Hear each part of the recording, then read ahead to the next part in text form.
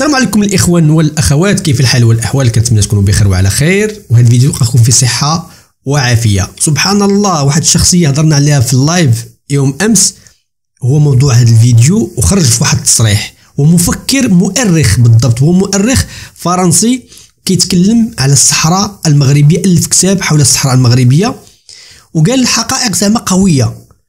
غنشوفوا شنو قال. وبالمناسبه اول مره نكتشف انه مزداد في مكناس في المغرب، وكبر في المغرب واحد المده، يعني متشبت، وقالها غيقولها في اخر الفيديو انه متشبت بالمغرب وبهذه القضيه بالضبط اللي بحث فيها بزاف. جبت مجموعه من الحقائق وصفع مجموعه من الصفعات الجزائر في هذا الفيديو. من بينها قال لك الجزائر خاصها تقول، ما تبقاش تقول تحيه الجزائر، خاصها تقول تحيا فرنسا، لان فرنسا هي اللي دارت لها هذا الشيء كامل. وعطى يعني عطى امور تاريخيه قويه جدا وتفسيرات. بالاضافه هو استاذ كذلك في جامعه ليون، يعني السيد عامر كيتكلم بواحد الثقه، وكيتكلم بواحد الحب اولا، وكيتكلم بواحد يعني مازال هو باغي يعني يشرح هذه القضيه في المنتديات وكذلك في الاعلام. وتبارك الله الاعلام المغربي استضافوا بهذه بادره مستحسنه. خليك تشوف الفيديو من الاول حتى الاخير. بطبيعه الحال اول مره كتزور القناه يسعدنا انك دير لايك واشتراك. وبطبيعه الحال نتلاقاو في اخر الفيديو ونشوفوا هذه القصه ديال انهم زاد مكناس اول مره نعرفوها نناقشوها في اخر الفيديو. خليك تشوف الفيديو. Bonjour à tous et bienvenue dans cet entretien spécial. Le Maroc ressemble à un arbre dont les racines nourricières plongent profondément dans la terre d'Afrique et qui respire grâce à son feuillage bruissant au vent de l'Europe. Cette phrase est tirée du livre Le Défi de Feu le roi Hassan II, publié en 1976. Elle est l'une des citations qui préfacent le livre que je vous propose de découvrir aujourd'hui, un livre phare qui remonte à la genèse de la question du Sahara marocain. L'ouvrage lève le voile sur la terre première du royaume du Maroc, en partant de l'empire almoravide, en passant aussi et surtout par les périodes coloniales et post-coloniales jusqu'au Sahara marocain moderne. Ce livre est allé aux confins de l'histoire pour comprendre la géographie d'aujourd'hui sur l'une des actualités les plus névralgiques de la région. Un livre qui, en 10 questions, expose avec une rare limpidité les raisons de la marocanité du Sahara, en revenant sur la souveraineté du Maroc millénaire sur ses provinces du Sud. Un argumentaire d'une redoutable efficacité qui repose ni plus ni moins sur l'histoire. En d'autres termes, un legs livré à travers le prisme de l'un des plus éminents experts de la question, Monsieur Bernard Lugan, grand spécialiste du Maroc, universitaire et auteur de plusieurs dizaines de livres que j'ai le plaisir de recevoir aujourd'hui sur ce plateau. Bonjour, Monsieur Lugan. Bonjour. Alors vous êtes auteur de plusieurs ouvrages, Histoire du Maroc, Histoire du Maghreb également, de la Libye, des Berbères, de l'Afrique du Nord. On est ravis de vous recevoir sur Média TV et on va commencer tout de suite par décrypter l'essence du message de votre ouvrage, qui en 10 questions propose des questions mais des réponses surtout pour comprendre la question du Sahara. Quel est ce message? C'est un argumentaire. Et, si vous voulez, je donne des conférences un peu partout dans le monde et je me suis rendu compte que cette question du Sahara marocain est une question qui est très peu connue dans le reste du monde. Donc j'ai voulu faire un argumentaire autour d'un certain nombre de questions. Alors, le Sahara existe-t-il sous forme de réalité géographique ou sous forme de réalité politique? En d'autres termes, je démontre que le Sahara occidental n'existe pas et que nous sommes dans une réalité géographique que certains ont voulu transformer en réalité politique. Je montre également que la fiction d'un peuple sahraoui n'existe pas, c'est une fiction, parce que les Sahraouis, ce sont les habitants de tout le Sahara. Or, le Sahara part de la mer Rouge et va jusqu'à l'Atlantique, ce qui fait que si l'on veut parler des Sahraouis, les Toubous du Tchad sont des Sahraouis, les Touaregs sont des Sahraouis, les habitants de Tougourt sont des Sahraouis, les habitants de Mourzouk en Libye sont des Sahraouis. Il n'y a pas de peuple sahraoui. Il y a en revanche, dans les provinces du sud sud du Maroc des populations marocaines qui appartiennent à des grands ensembles, que ce soit les Tekna ou les Rakibat, qui sont des ensembles rattachés au Maroc depuis la plus lointaine histoire, même remontant même aux Almoravides, et même avant les Almoravides, puisqu'il y a eu, avant les Almoravides, il y a eu les Idrissides. Et donc nous sommes là dans un cordon ombilical qui relie ces provinces, de Tanger jusqu'à la frontière de Mauritanie, autour d'une réalité qui est l'État marocain millénaire. Alors, effectivement, hein, le Sahara est-il historiquement marocain? C'est l'une des questions transversales que vous posez dans votre ouvrage et à laquelle vous répondez par l'affirmative, notamment avec des cartes, Bernard Lugan. C'est la richesse, la valeur ajoutée, l'épine dorsale de votre ouvrage. Elle se trouve d'ailleurs en plein milieu, au cœur de des feuillets. Et vous êtes cartographe, donc vous avez élaboré ces cartes vous-même. Racontez-nous le processus d'élaboration, si je peux m'exprimer ici. Oh bien, écoutez, moi j'ai eu une formation de géographe et d'historien et de cartographe, donc je dessine mes cartes au brouillon et ensuite je les donne à un dessinateur qui les met au propre. Mais les cartes, c'est moi qui les fais, toutes mes cartes. Mon atlas historique de l'Afrique, 120 cartes, c'est moi qui les ai tracées, etc. Donc c'est un travail très intéressant. C'est une des originalités de mon travail, parce qu'aujourd'hui, la formation cartographique a disparu chez les historiens. Et vous avez souvent, ou alors les historiens vous sortent des cartes sur informatique qui sont des cartes plates, ce ne sont pas des cartes qui vivent. Moi, mes cartes sont des cartes qui ont de l'épaisseur. Et je pense qu'elles sont très claires.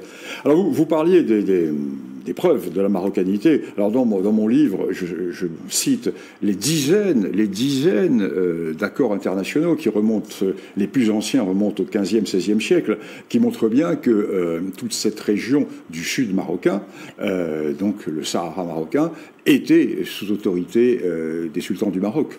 Je cite les accords internationaux, je cite les textes espagnols, je cite les textes anglais.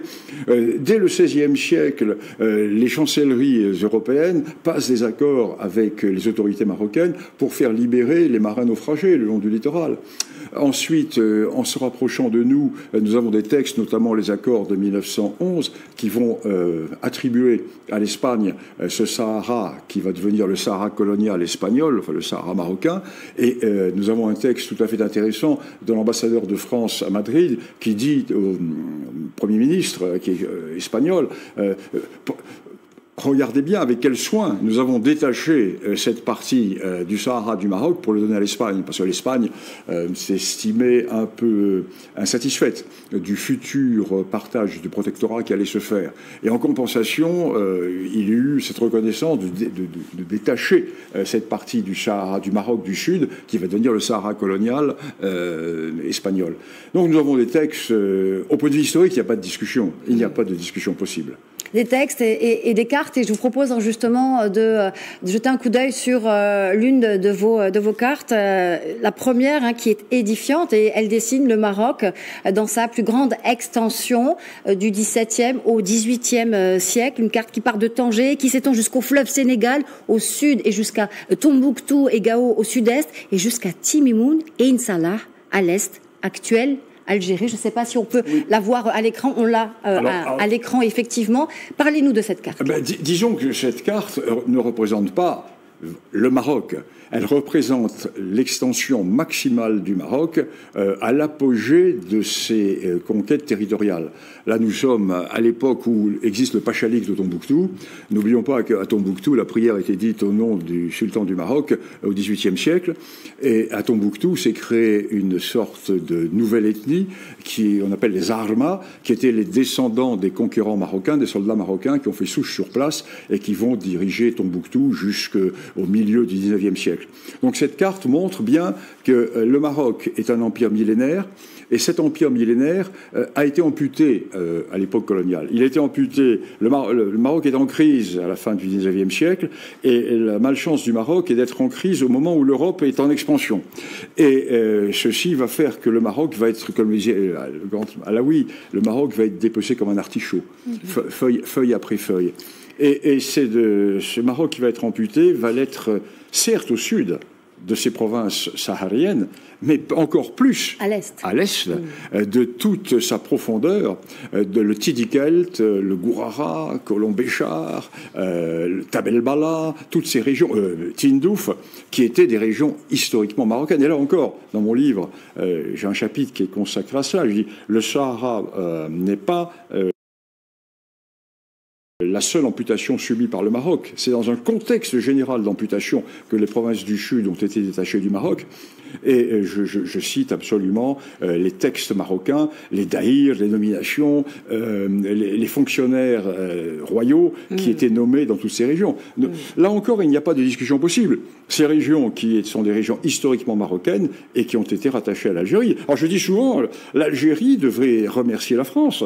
L'Algérie devrait crier « Vive l'Algérie française !» parce que l'Algérie a été créée par la France, 1962, et en plus, De Gaulle, un an avant de donner l'indépendance à l'Algérie, va rattacher à l'Algérie toute une partie du Sahara que l'Algérie n'avait jamais possédée, puisqu'elle n'existait pas avant 1962. Et le drame pour le Maroc, c'est qu'au moment de l'indépendance, l'Algérie va s'ancrer sur les frontières héritées de la colonisation. Or, ces frontières héritées de la colonisation lèse profondément un État qui, lui, n'est pas né de la colonisation, qui est le Maroc, et qui a eu toutes ses frontières à l'est et au sud amputées par la colonisation. Et le plus grave, rattaché à un pays, l'Algérie, et nous sommes là dans une grande injustice historique. Une grande injustice, effectivement. Une grande injustice historique. D'ailleurs, Alal El-Fassi, le grand Alal El-Fassi, il avait bien dit dès le début, hein, et moi je reprends souvent ses déclarations, et la carte qu'il avait publiée à l'époque du Grand Maroc recoupe exactement la mienne, et lui parlait de l'Orient, l'Orient marocain. Je cite d'emblée, vous y allez dans l'introduction, en 1956, le Maroc recouvrit son indépendance, mais pas sa totale souveraineté territoriale. Le 2 mars et le 7 avril 1956, les tribus, cette dernière ne fut en effet rétablie que sur les 2 anciennes zones de protectorat français et espagnol. Le Maroc fut alors placé, et vous le disiez tout à l'heure, face à une situation injustifiable juridiquement, intolérable historiquement. Il a été en effet demandé à l'État marocain millénaire d'entériner la perte de ces provinces de l'Est, Touat Saoura, Tidikelt, Gourara et région de Tindouf, et d'accepter leur rattachement à l'Algérie, État mis au monde en 1962 par le colonisateur. C'est un exemple qui est unique. Je ne vois pas d'autres exemples historiques d'une telle amputation et qui se traduit par l'obligation faite aux pays amputés de reconnaître non seulement la perte de ces provinces, mais leur rattachement à un État nouveau qui naît 1500 ans ou 1400 ans après sa propre naissance. Alors, pour illustrer votre propos, justement, on va voir la deuxième carte sur les amputations, justement, qui sont faites... voilà. Alors, cette carte est très claire. Elle montre bien, mais tout ce qui apparaît en violet sur la carte montre bien les zones qui étaient historiquement marocaines et qui, aujourd'hui, sont rattachées à l'Algérie. Alors, attention, je prononce en historien, hein, je ne vais pas au-delà. Je constate simplement que ces régions étaient historiquement marocaines. Pour le reste, je m'en tiens là. Alors, Bernard Lugan, il y a l'histoire, il y a le droit aussi. Hein. Le 14 décembre 1960, il y a cette résolution de l'ONU, la résolution 1514. Elle est on ne peut plus claire. Hein. Elle est page 6 et je vais la lire tout de suite. Une partie de cette résolution. Les territoires coloniaux arrachés à un pays souverain ne peuvent avoir une forme de décolonisation autre que leur réintégration au pays d'origine duquel ils ont été dissociés. Article 6. Si un État a été démembré par le colonialisme, il a le droit de recouvrer son intégrité territoriale après sa décolonisation. Oui, c'est fondamental parce que nous sommes en présence de 2 logiques. La logique de droit international européen qui met en avant l'idée des frontières héritées de la colonisation. Ce qui est tout à fait licite dans le cas d'États nouveaux. Il est bien évident que dans une grande partie de l'Afrique, les États qui existent aujourd'hui sont des États qui existent à partir des frontières qui ont été tracées par les colonisateurs. Ça, c'est un point. Mais dans le cas du Maroc, ce n'est pas le cas. Enfin, en fait, il y a 2 pays en Afrique qui ont véritablement pâti des amputations coloniales. Il y en a deux. Et ce sont les deux anciens pays, les deux empires, l'Éthiopie et le Maroc. L'Éthiopie va pâtir de la perte de toute sa façade maritime qui est l'Érythrée. Voilà pourquoi d'ailleurs au lendemain du second conflit mondial, l'ONU va accepter que l'Éthiopie reprenne l'Érythrée. Alors ensuite il va y avoir des guerres et l'Éthiopie va être obligée de partir. Mais vous voyez, c'est une amputation coloniale. Et l'autre, eh bien, c'est le Maroc. Pourquoi? Parce qu'il y a deux empires millénaires en Afrique, l'Éthiopie et le Maroc. Et ces deux empires millénaires vont être amputés au profit d'États nouveaux créés par la colonisation. L'Érythrée est un État nouveau créé par la colonisation, c'était l'Érythrée italienne, et l'Algérie, dans le cas du Maroc, et l'Algérie qui va essayer, à travers le pseudopode d'une fiction d'un État sahraoui, de détacher du Maroc ces provinces historiquement méridionales. Donc nous sommes, si vous voulez, dans le télescopage de deux aspects du droit international. Qui n'est pas respecté. Qui n'est pas respecté. Parce que l'ONU est très clair. Alors comment voulez-vous faire la synthèse entre un pays qui défend le droit hérité des frontières coloniales et un pays qui défend le droit de ses frontières pré-coloniales, car il existait avant la colonisation. Le Maroc existe. Je dis toujours, c'est une image que je prends toujours. Quand, en 987, je dis bien 987, le premier roi de France est élu. Hugues Capet. Hugues Capet, premier roi de France, élu. La monarchie marocaine a déjà plus d'un siècle et demi d'existence avec les Idrissides. Donc nous sommes en présence d'un royaume, un empire qui est millénaire. Et cet empire millénaire va être sommé d'accepter des amputations au nom d'un droit contemporain né de la suite de la guerre de 1940-1945 avec l'ONU. Donc là, il y a véritablement, au point de vue pour l'historien, il y a véritablement une contradiction entre deux conceptions, entre l'ancrage historique et la projection idéologique. Avec ce droit international qui n'est pas respecté. Ce droit international qui est un droit européen ou américain. Le droit international est un droit néocolonial, puisque le droit international... Très intéressant ce que vous dites. Oui. Le droit international repose sur des principes nés au lendemain du second conflit mondial et sur des conceptions... Comment voulez-vous, je prends un exemple très simple à propos du Maroc, comment voulez-vous qu'un juriste international comprenne la notion de la Behia? C'est impossible.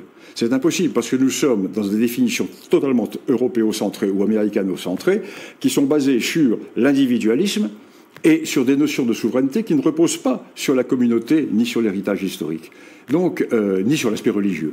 Donc il y a droit international, cour internationale, tout cela, c'est, si vous voulez, une projection néocoloniale.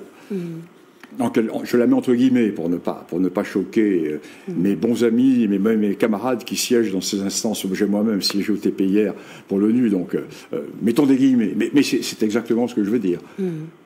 Alors, parmi les moments clés aussi à retenir et qui aident à comprendre l'évolution de cette question du Sahara, il y a cet épisode où la France propose au Maroc de reprendre ces provinces du Sud.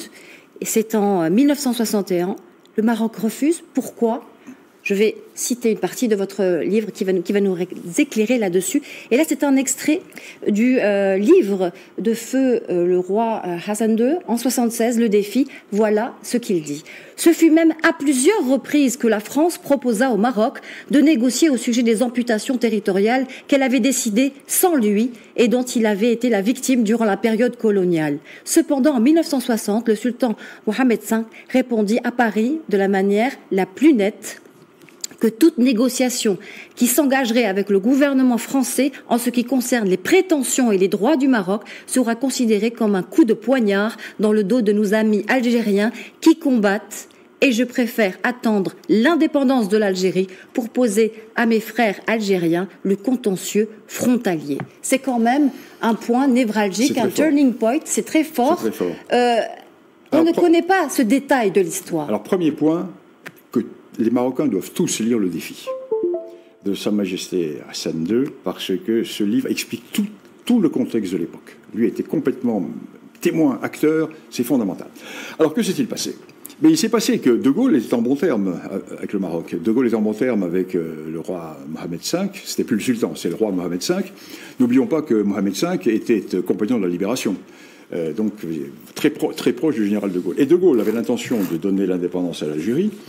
Et De Gaulle était parfaitement conscient des amputations territoriales subies par le Maroc. De Gaulle est un homme de culture, un homme qui connaissait l'histoire. Et De Gaulle propose donc au Maroc une négociation de façon... De Gaulle dit, bon, tant que nous sommes encore les patrons entre guillemets en Algérie, nous pouvons rectifier certaines des erreurs qui ont été commises à l'époque par la colonisation française. Et comme le roi Hassan II le dit très bien, le Maroc refuse. Élégante. La position marocaine est d'une rare élégance, mais le résultat, c'est que cette élégance va se retourner contre le Maroc. Et oui, parce que le Maroc va donc dire non, pas de négociation sur le dos des Algériens, dans le dos des Algériens, mais en échange, le Maroc va négocier avec le GPRA, le gouvernement de la République provisoire algérienne, et en 1961 va être signé un accord entre l'État marocain et le GPRA sur cette idée de rediscussion des frontières après l'indépendance de l'Algérie. Et après l'indépendance de l'Algérie, eh bien, les nouvelles autorités qui prennent le pouvoir en Algérie, le coup d'État fait par l'armée et par le faire-valoir de l'armée à l'époque, qui était Ben Bella, qui sera lui-même renversé plus tard par l'armée. Bon, le système algérien se met en place avec ce coup d'État de l'armée des frontières. Et l'armée des frontières et Ben Bella refusent de reconnaître les engagements pris par le GPRA. Ce qui fait que dans l'affaire, le Maroc est perdant. Parce que, par élégance, il n'a pas voulu négocier dans le dos des Algériens, et les Algériens, au lieu de le remercier, enfin les Algériens, une partie, je ne dis pas les Algériens, mais les autorités algériennes de l'époque, au lieu de le remercier, guerre des sables, et attaque les garnisons, attaque des garnisons marocaines, et en remerciement du geste élégant du Maroc, il y a la guerre des sables. Alors, dans une histoire un peu plus récente, il y a 2007, le plan d'autonomie, on fait un bond en avant, le plan d'autonomie présenté par le Maroc à l'ONU, un plan reconnu par 14 pays européens, 28 pays africains avec des consulats qui sont ouverts à Dakhla, à Laayoune, sans oublier évidemment les États-Unis qui ont reconnu en décembre 2020 la souveraineté claire, nette du Maroc sur son Sahara. Pourquoi est-elle la meilleure option ? Bien, je ne sais pas si c'est... Alors là, je sors un peu une question qui me fait sortir du rôle de l'historien. Je pense que c'est la meilleure solution pour en sortir. Et je veux m'aller au-delà. C'était l'occasion donnée à l'Algérie de sortir par le haut. Parce que le réalisme est tel que la position algérienne est intenable. Elle est intenable. Et là, l'Algérie avait l'occasion, avec ce plan marocain, de reconnaître une réalité sans subir d'échec ou d'humiliation. Elle avait l'occasion d'en sortir par le haut. Elle n'a pas saisi cette perche et au lieu de cela, elle s'est durcie dans ses déclarations. Moi, ce qui me frappe sur ces dernières années, c'est le parallélisme entre la différence des déclarations qui sont faites, par exemple, par le roi Mohamed VI, qui sont des déclarations qui sont toujours pacifiques, qui sont des déclarations d'ouverture, qui sont des déclarations de fraternité maghrébine. Et en face, des positions algériennes qui sont de plus en plus dures, de plus en plus repliées, de plus en plus recroquevillées sur elles-mêmes. Les dernières déclarations du président Tebboune sont dures. Si l'on reprend, elles sont aussi dures que celles des périodes les plus dures de l'époque Bouteflika. C'est tout à fait important, tout à fait intéressant ce qui se passe. Donc il y a là une situation de crispation du côté algérien qui ne tient pas en compte l'évolution du dossier. Parce que, comme l'a dit Gutiérrez, ce n'est pas une question de décolonisation. J'allais y venir, il l'a dit, le 23 juin 2023, en France, à Sciences Po. Oui. Question qui était posée par un diplomate algérien, et il répond, mais ce n'est pas une question de décolonisation. La décolonisation a été faite en 1975. Point final. Donc, nous sommes là, si vous voulez, dans une position de jusqu'au boutisme qui, à mon avis, est sans issue. Cette déclaration du secrétaire général de l'ONU, Antonio Guterres, il y a un an à peu près, chef de l'ONU, est-ce à dire que Est-ce un turning point, un point pivot dans l'histoire, dans cette appréhension de la question du Sahara selon vous? Il y a deux points pivots. Il y a les reconnaissances et il y a cette déclaration. Je ne vois pas comment on peut revenir sur cette déclaration, à moins de prendre le contre-pied complet. Je pense que M. Gutiérrez connaît le texte de l'ONU de 1960 dont nous avons parlé tout à l'heure. Hein. Et même si ceci n'est pas mis en évidence, mais je pense que c'est peut-être là-dessus qu'il s'ancre pour bien montrer que les droits historiques et millénaires du Maroc vont au-delà de la tentative de création d'un pseudopode algérien qui permettrait à l'Algérie d'avoir un couloir vers l'Atlantique. Parce qu'en fait, le fond du problème, où est-il le fond du problème? Prenez la carte de l'Afrique. L'Algérie, c'est une toute petite tête sur la Méditerranée, avec un énorme ventre dans le Sahara. Et l'Algérie est coincée dans la Méditerranée. À 14 km, détroit de Gibraltar, vous mettez 3 mines, vous mettez un bateau ou un sous-marin, personne ne sort de la Méditerranée. Et donc l'Algérie est enfermée, est enclavée, malgré ses richesses. Le Maroc, lui, avec ses milliers de kilomètres de Tanger jusqu'à la frontière de Mauritanie, est totalement ouvert sur le grand large. Ce qui fait que le Maroc est un pays qui respire, alors que l'Algérie est un pays qui est recroquevillé. Et ça, pour l'Algérie, c'est difficilement supportable. Et cette idée de réalité géographique qui est à la base de tout. Donc l'Algérie a toujours essayé, et là, reprenant un plan colonial français, parce que dans mon livre, je montre une carte qui a été élaborée par les ultras de la colonisation française, qui, dans les années 1920, avaient proposé qu'un couloir soit dégagé au sud d'Agadir, entre le territoire, entre le Maroc sous protectorat français et le Sahara sous colonisation espagnole, pour que l'Algérie française ait un couloir vers la mer. Et qui va empêcher ça? C'est l'IOT.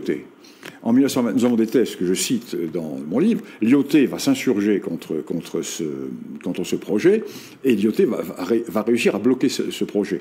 Sinon, le Maroc aurait été et l'Algérie, aujourd'hui, se retrouve à être l'héritière dans ce projet des ultras de l'Algérie française. C'est pour ça que je dis tous les jours, au lieu d'attaquer la France comme, comment dirais-je, la rente de situation du système algérien est d'attaquer tantôt le Maroc, tantôt la France, tantôt le Maroc et la France, et l'Algérie aurait tout intérêt, si elle était honnête avec elle-même, et si les dirigeants algériens, je ne parle pas de l'Algérie, bien entendu, ni du peuple algérien, mais je parle des dirigeants du système algérien, auraient tout intérêt à dire vive la France, parce que la France crée l'Algérie, lui donne son nom en 1839, car jusqu'en 1839 on ne parlait pas d'Algérie. La France crée l'Algérie, crée les frontières de l'Algérie, détache des territoires marocains pour les donner à l'Algérie. En 1960, De Gaulle donne le Sahara à l'Algérie, et en 1962 porte sur les fonds baptismaux une Algérie indépendante. Donc, merci la France. Merci la France. Et au lieu de cela, l'Algérie s'ancre dans la récrimination qui, pour un historien, n'a pas de sens. Bernard Lugan, vous êtes un éminent, peut-être l'un des plus éminents spécialistes du Maghreb, de l'Afrique, mais surtout du Maroc. Qu'est-ce qui anime Bernard Lugan, l'historien, l'homme, dans sa quête de ses origines du Sahara marocain? L'homme qui a passé toute son enfance à Meknès. Moi, je suis d'une famille de Marocains. J'avais des oncles qui étaient dans l'entourage du maréchal Lyautey. J'ai un de mes oncles qui était officier dans le premier spahis marocain et qui est mort à la tête de ces spahis marocains, à la tête du débarquement de Provence en 1944. D'autres qui, avec les soldats marocains, la campagne d'Italie, le général Montsabert, etc. Moi, j'ai des attaches profondes. Mon père était avocat à Meknès. Moi, j'ai passé toute mon enfance à Meknès. J'ai fait mes études primaires, une partie de mes études secondaires à Meknès. Donc, si vous voulez, par toutes mes fibres, le Maroc, j'allais dire, est presque mon second pays. Donc, je suis parfois peut-être pas totalement... je veux dire pas objectif, parce que l'historien, mais il y a un côté parfois sentimental, qui me pousse à avoir des réactions qui sont des réactions qui vont au-delà parfois des réactions de l'historien. Merci infiniment Bernard Lugan d'avoir été notre invité dans cet entretien spécial. Je rappelle que votre livre donc explique en 10 questions le Sahara, c'est aux éditions Ellipse, et que vous êtes en tournée au Maroc pour présenter ce livre. Merci pour votre accueil et merci pour la pertinence de vos questions. C'était un plaisir. يعني كما شفتوا الاخوان السيد متمكن وقال الامور قويه. في الحقيقه انا كنت كنعرفو ولكن ما كنتش كنعرف بالتفاصيل انه مزداد في مكناس. وكتعرف تلاحظوا الاخوان حتى الاجانب فاش كيمشيو كيكونوا مزادين في المغرب او عايشوا واحد المده في المغرب كيكونوا كيتشبعوا بالثقافه المغربيه. راه ما يمكنش، راه يعني الطريقه باش كيهضر وباش كيبحث وباش كيقول هو قال لك راه يتنفسوا المغرب. وهذا الشيء ماشي غريب، وقالها حتى في الحوار بان حتى محمد الخامس كانت عنده واحد العلاقه زوينه مع ديغول. يعني المغرب الاخوان عنده واحد الهبه من عند الله، واحد الهواء ديالو راه سبحان الله. كتب لي شنو بان لك في هذا الكلام اللي قال، المقترحات اللي قال والارغيومونتير اللي قال، وخصوصا واش كنتي كتعرفوا ولا كنت كتعرف راه مزياد في الاطلس فيه وخصوصا في مكناس. واش بان لك في الصفعات اللي عطاهم الجزائر؟ صراحه صفعات قويه وقويه جدا. هادشي اللي كان الاخوان، تبارك الله عليكم. شكرا الناس كيديروا لايك مثل الفيديو. اللقاء فيديو اخر ان شاء الله. تهلاو.